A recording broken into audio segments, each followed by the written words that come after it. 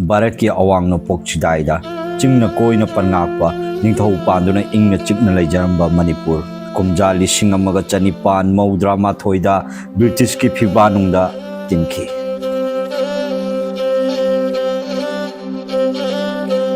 मतम मदुदा ब्रिटिश सिंगना इम्फान की मफम खरा रिजर्व लैंड हाइना लौथोखी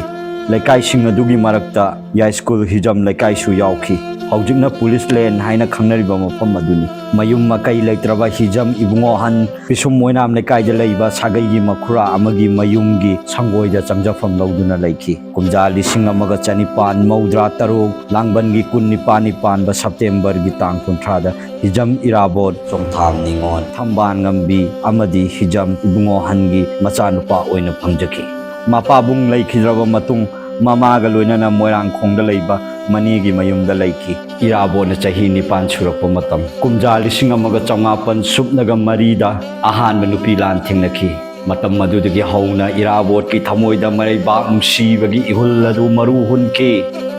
आंग ओइरिंगाई मतमदगी मीना लाक्चबा यादबा मरैबाक नुसीबगी ममी अदु ताखी इराबोना जोनोस्टोन स्कूल दा क्लास 5 तमनिंगाई मतमदा महिरोय वारकपा मतमदा खोंपाकना कावी हाइबगी इहौ इराबोना लुचिंगदुना लाखी इहौ असी मणिपुरगी इहान हानबा महिरोय सिंगना हौबा इहौ अमसु ओइखी ममई थंगदा इहौ असी माइसु पाखी मतम अदुमक्तदा महिरोय सिंगी ओइबा लुफ अनि अमसु लिंखलखी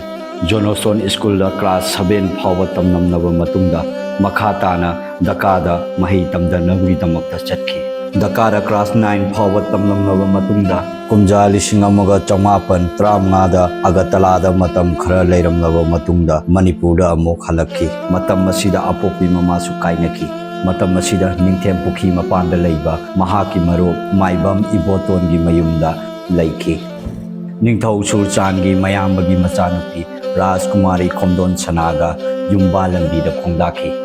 कुमजा लिसिंग अमगा चौमापन कुंथ्रादा महाराज सुरचाना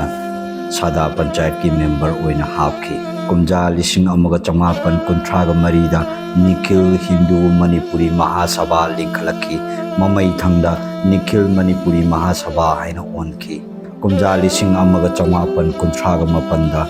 मेंबर दगी तोखी कुमजा असीमक्तदा दिसंबर की तांग तरागनिथोय अनीसुब नुपी लान थोखी कुमजा लिसिंग अमगा चौमापन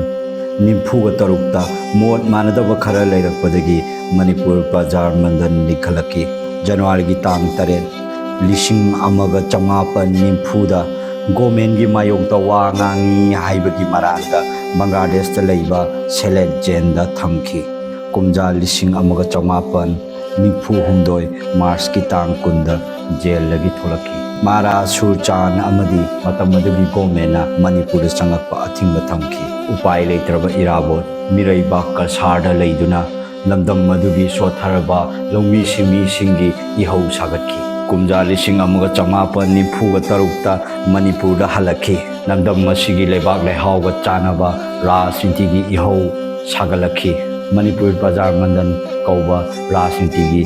लुप अमजु सेमकलखी कुमजा लिसिंग अमगा चौमापन निफु तरुक्ता अपुनबा राजनीतिगी ओइबा मिफम अमा आर्यन थेटर पांगथोखीबा मिफम मसिगी पांदमना मचोय मचोय लेरमनबा मणिपुरगी राजनीति पुनमक अमत्ता ओइना पुनसिंदुना अपुनबा राजनीतिगी सक्तम अमा सेमगतपनी मिफम मसि माइदि पाखिदे लुचिनबसिंग खनबगी मिंगसिंगी मरक्ता इराबोट यारुक्ते हाइबगी वाहुदा इराबोट मिफम अदु याउदना चटखी ममई थंगदा निखिल मणिपुर महासभा मणिपुर स्टेट कांग्रेस ओनखी नॉर्थ ईस्ट की स्टेट खरा पुजिन्नदुना अरुणाचल प्रदेश सेमगनी हाइबगी पाव संतोरखी कुमजा लिसिंग अमगा चौमापन निफुनिपान सेप्टेम्बर की कुनमाथोदा इराबोट अमसुंग महाकी लुप सिंगना सिंदुना MGU हॉल अचौब मिफम अमु पांथोकनी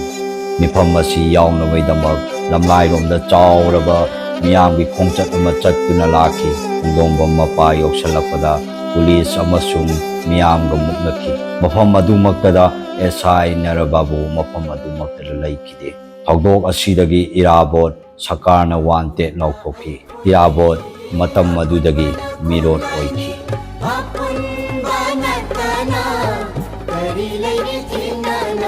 स्वाधीन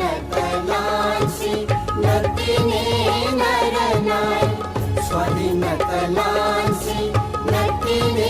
नरनाय मैत्री मरी कोई येनु आपण बना ओली जोड पृथ्वीवर कोई येनु